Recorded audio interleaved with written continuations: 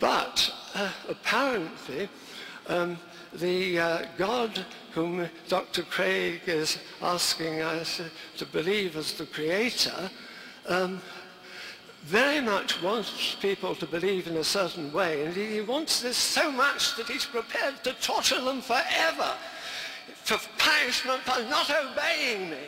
Well, it seems to me that anyone who knew that that was what this cosmic Saddam Hussein wanted would behave like the sensible subjects of Saddam Hussein. They'll say anything about his merits and goodness. Oh, yes. Well, wouldn't you if you were going to fall into the hands of his torturers? But omnipotence could avoid all this by simply making them creatures such that they would choose to obey him. How nice. This is an argument which I think may give Dr. Craig a little pause. Yes, what can we do briefly? Yes, about design. Everyone has heard of the argument to design, about how if we found a watch in the bush, we'd infer that this was the product of design and so on. But surely the reason why we infer that something was made by an intelligent being is not the complexity, it's simply that it is an artifact, obviously an artifact and not a natural phenomenon. The most complicated, sophisticated entities in the whole universe are entities of a sort of which I see about 3,000 around here. And they were not, at least within the universe itself, designed. They were, at least within the universe itself, we were, products of unconscious physical and mechanical forces. This argument for design within the universe, the argument from design outside the universe is another one, and I won't try in the remaining 30 seconds to deal with that one now. Another time, another argument.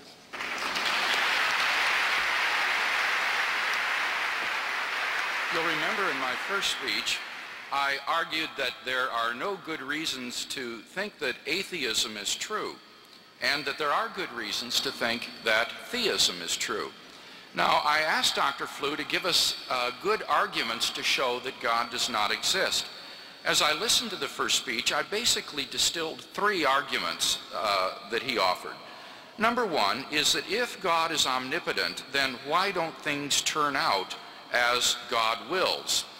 It seems to me that the answer to that question is evident, namely, God's omnipotence does not mean that he can do things that are logically impossible, but it is logically impossible to make someone freely do something.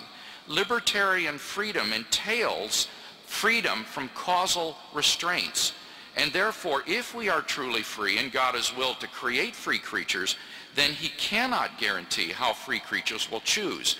In other words, Dr. Flew's fallacy is thinking that because there are logically possible worlds in which everyone always does what God wants, that those worlds are feasible for God to create.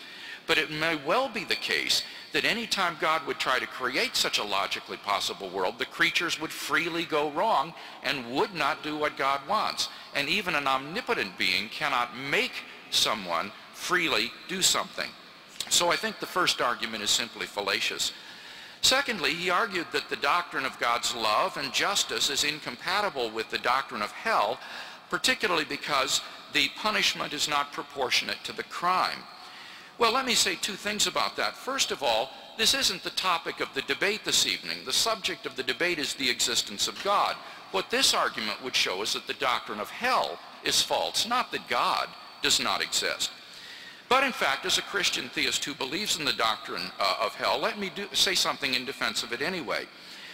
Number one, this is related to the problem that we just mentioned a moment ago, namely, people freely separate themselves from God forever. It isn't that God sends people to hell. Rather, it's that people freely reject God's grace and forgiveness, and so they separate themselves from God forever. If eternal punishment were for finite sins in this life, then I agree it would be disproportionate. But the biblical view is that people of their own free will reject God and his forgiveness, and so they separate themselves from God forever. Second point I'd like to make is, if a person committed an infinite number of sins, then he would deserve eternal punishment. Now, no one obviously commits an infinite number of sins in this life, but what about in the afterlife?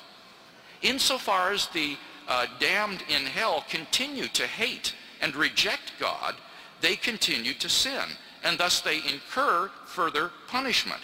And thus, in a real sense, hell is self-perpetuating rather, because the sinning goes on forever, the punishment goes on forever. Thirdly, I want to suggest that there may be, in fact, a sin of infinite gravity and proportion, which does merit eternal punishment. And this would be the sin of irrevocably rejecting God and his forgiveness. It seems to me that for the creature to spit in the face of God, his creator, to reject God irrevocably, is a sin of infinite proportion and could well merit eternal punishment. So even though this isn't the topic of the debate tonight, I think that no arguments have been given to show that the doctrine of hell is incompatible with God's love and justice. The biblical view is that God wants every single person to know him and his love and his salvation forever. And the only reason that will isn't fulfilled is because of human freedom. Now, the third argument that Dr. If we intersperse on either side applause throughout the midst of the debate, we will extend the debate to excessive time. Please, if you would, reserve applause for the breaks between the sections of the debate. Thank you.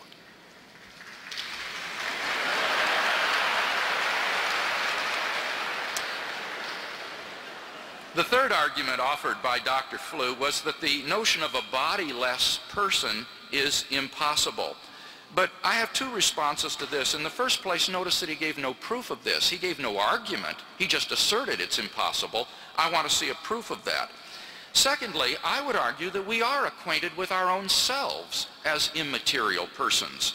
You see, reductive materialism, which says that the mind is the same as the brain, just doesn't work, because mental properties are clearly distinct from physical properties. For example, the brain is not sad, but a person is sad. A mental property is different than a physical property.